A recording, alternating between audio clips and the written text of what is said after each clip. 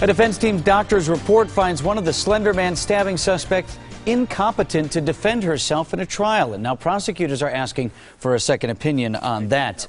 Good afternoon, everyone. I'm Vince Vitrano. This is Live at Noon. 12-year-olds Anissa Weier and Morgan Geyser appeared before a judge once again today. They are accused of stabbing their friend 19 times in an effort to please an online legend known as Slender Man. Jonah Kaplan was inside the courtroom today explaining what happens next in this case. The two tweens entered court clean, composed, but in chains. Morgan Geyser braided her blonde hair. Anissa Weier hid her face behind her brown waves. We're following court orders and not showing their faces. Attorneys for both girls want this case moved to juvenile court, but today different strategies emerged.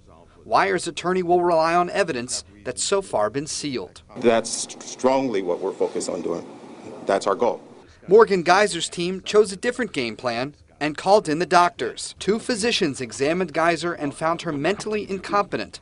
They think she doesn't understand the situation she's in. We think it's appropriate for the case to be handled in children's court, so this is all part of that process, looking at the mental health, looking at her functioning, competency, and issues like that. The state challenges this conclusion, and prosecutors want more, including tests for mental disease.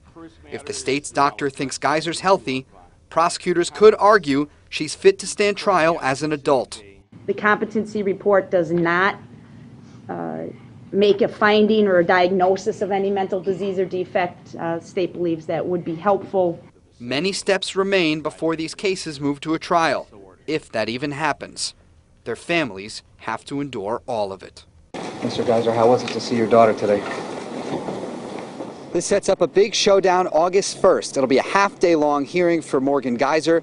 Doctors will be here to assess the competency report and mental examination. For Anissa Weier, just another move towards potentially moving this case to juvenile court. In WAUKESHA, Jonah Kaplan, today's TMJ4. And the victim's family released a statement earlier today saying, in part, our family fully supports the district attorney's office in their prosecution of this case. However, our daughter and our entire family continue to focus both on her physical and emotional healing. She continues to amaze us in her ability to persevere and to move forward, taking one day at a time. Now to an I-Team exclusive on the suitcase murders. A woman